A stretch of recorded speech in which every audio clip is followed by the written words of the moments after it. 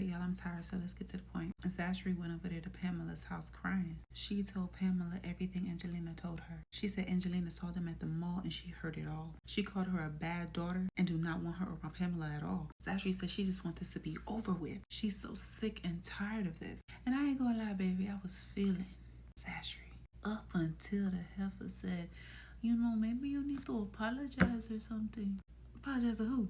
You asked Pamela to apologize to your mama? Like your mama a saint and all of this? Your mama just cussed you smoothly clean out. Told you to cállate. Called you a failure. Told you were nothing. Not to mention, girl, your mother was treating you like this way before Pamela even came on the scene. And you asking Pamela to apologize? I'm so happy Pamela said that she's sorry, but she can't do that. Hell, at this point, the damage is done. Zashery, you are a grown woman. You can choose who to be around and who not to be around. And at what point are you going to realize that your mother do not love you? She never did. She's always treated you like this. There is nothing that you will ever be able to do right in her eyes. You should have distanced yourself from her a long time ago. So girl, don't cry now, because none of this is new. As a daughter, you did the best that you could to try to mend the relationships you had with your mother, or what lack thereof. But baby girl, that works both ways. Your mama don't like you. Face it. If being around Pamela makes you happy, then be around Pamela. Because you were miserable as hell before she came on the scene. Speaking of on the scene, Momo getting interrogated by the police. Now, I ain't gonna lie, we don't like Momo. But Momo held it down in the interrogation room. I gotta give her that. They trying to scare her, talking about she looking at life. They got photos of her and Bishop going into the party and her going out without him. She called him before, but not after. Every time Detective Kevin asked her a question, she referred to his wife. She let him know she got something to tell him. D probably knocking down your wife. And you, if you had a wife, he would be knocking her down too. Ooh, that got under Detective Kevin's skin. Baby, he jumped up and said, lock her up. I'm done, get rid of her. But he wasn't done. He started asking her more questions about D. She said, D's probably with your wife. He asking more questions, talking more smack. She said, you really mad that he had your wife? He talking about she can save herself. I mean, she's still gonna go to jail, but he's giving her the opportunity to save herself. She says, you need to save your marriage. He talking about she chasing behind a dude that don't like her. And she said, and you like a girl that don't like you. Then the other detective comes in and said that they gotta let her go. Her attorney is there, Brian Steele. Oh, that really pissed him off. Cause how can she afford him? How does she even know him? Well, before they took the handcuffs off of her, he let her know not to get too comfortable. Right before she got up, she said, and you need to be worrying about your marriage. Well, D was over there with Mama G, and Pick pulls up on him and told him that Momo was arrested. Now, mind you, they don't know that Momo held it down, but D did make a phone call to somebody and ask them for their help, which was probably their lawyer. But Pick told them that they need to start moving. They have a feeling that she gonna sing. Mama G asked him what was going on, but he didn't tell her. She told him that she don't like him out here in the streets,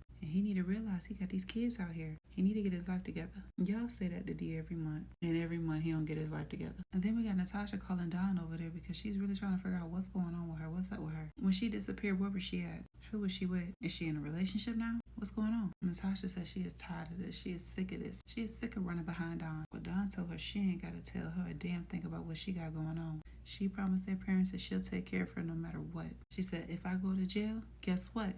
You're going to be the one to bail me out. I had a baby by your fiance, and guess what? You were the one that took care of her. I slept with your boyfriend, and guess what? You were the... Natasha said that promise that she made to mom and dad ends today. She's done.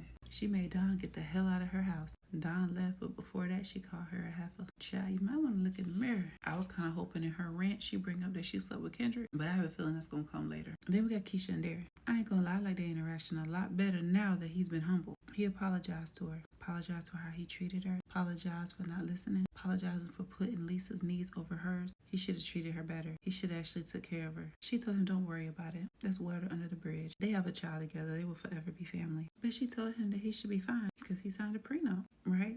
He said he just said that, but he did not sign a prenup. And he asked Keisha not to tell his mother. Keisha said, let her know what she got to do because she knows some people. And instead of hiding assets, he may need to hide her body. But when she came back outside, she made him get up out the chair. She had to remind him of who he was. Told him that their son needs him. He do not need to keep seeing his dad like this. He is a great father. Speaking of great father, Sade comes home and Ron calls her baby mama. She goes off. She said that his logic and Dee's logic is the reason why men have baby mamas instead of wives. And while her and Ron are madly in love and happy to an extent, Rafi over there with Jocelyn living in hell. She found Tenant Boo's oxtails in the refrigerator and confronted Rafi about it. She told Rafi he should eat it. He declined.